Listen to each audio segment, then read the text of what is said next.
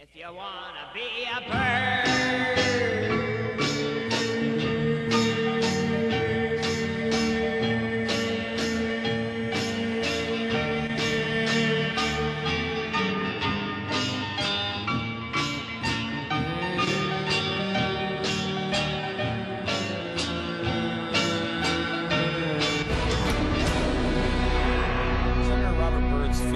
Held late last week, but with the holiday weekend, this is the first chance that we've had a chance to talk about the way Byrd was eulogized by the leaders of the Democratic Party. It was shameful. But what former President Bill Clinton said about Robert Byrd, I think, is despicable. Watch. He once had a fleeting association with the Ku Klux Klan, and what does that mean? I'll tell you what it means. He was a country boy from the hills and hollows of West Virginia. He was trying to get elected. And maybe he did something he shouldn't have done, and he spent the rest of his life making it up. Holy cow. First of all, he had a fleeting association with the Ku Klux Klan. Fleeting? He recruited 150 members into a group. He was unanimously elected to a position called the Exalted Cyclops. Stories vary on the length of his actual involvement with the Klan, but this much we do know. In 1945, Byrd wrote to a segregationalist, a senator, Theodore Bilbo, about integration in the military service. Here's what he said, and I quote, "I shall never submit to fight beneath the banner with a Negro by my side. Rather, I should die 1,000 times and see Old Glory trampled in the dirt.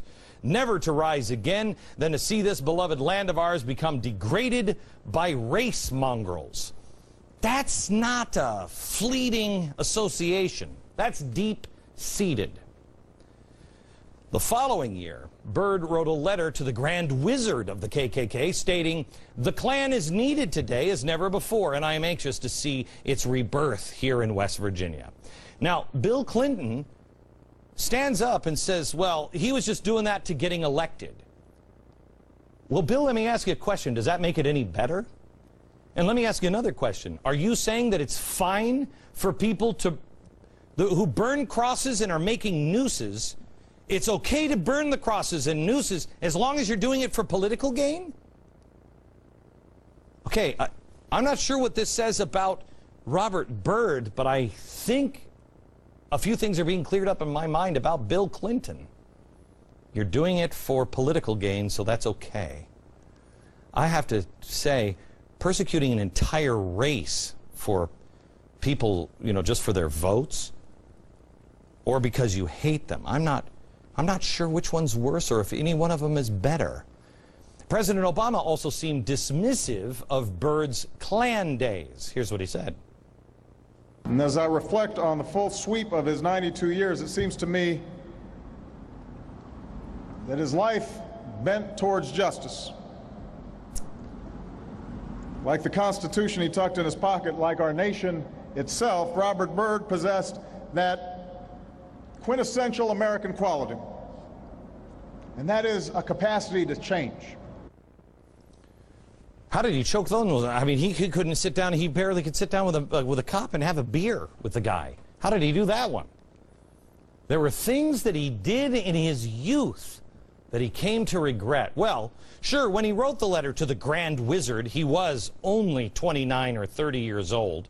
You can't expect a youth of 30 to know right from wrong yet. He was barely out of diapers. And when he filibustered and voted against the Civil Rights Act of 1964, he was only 47. I mean, what does a 50-year-old know? Nothing. He was barely out of his teens. You certainly couldn't expect the maturity level, of a right-thinking adult at a mere 47 years old. It's a well-worn phrase. But can you imagine if this had been a Republican? Anyone who had positively eulogized the life of a former Klan member would have been barbecued in the press and drummed out of the office politically. We all know too well the story of Trent Lott, who toasted his friend Strom Thurmond at his 100th birthday party. Thurmond was, by all accounts, a racist early on. Forgive, never forget. But Strom was never a Klan member. Also, like Byrd, he regretted his early association with racism. But when Lott said, when Strom Thurmond ran for president, we voted for him, we're proud of it, and the rest of the country would have followed our lead, we wouldn't have had all these problems over the years either. Well, when he said that, all hell broke loose. He was forced to step down as Senate Majority Leader. I want to show you two headlines. This is from the New York Times. This is when Strom Thurmond died. Strom Thurmond, foe of integration, dies at 100. That's the headline. New York Times. The guy who filibustered the civil rights movement? Headlines, New York Times. Ready? Robert Byrd, a pillar of the Senate, dies at 92. Both headlines were written by the same person, Adam Clymer. That's weird, isn't it? I'm not saying we hammer Robert Byrd. I'm not. But we shouldn't whitewash a life either. In my opinion, Clinton, and to a certain extent Obama, did just that. The hypocrisy here of labeling conservatives racist because you want U.S. law enforced, the border secured, while excusing or ignoring actual racist comments and actions up until the point you're 50, up into including being an active member of the Klan, is obscene. It's obscene.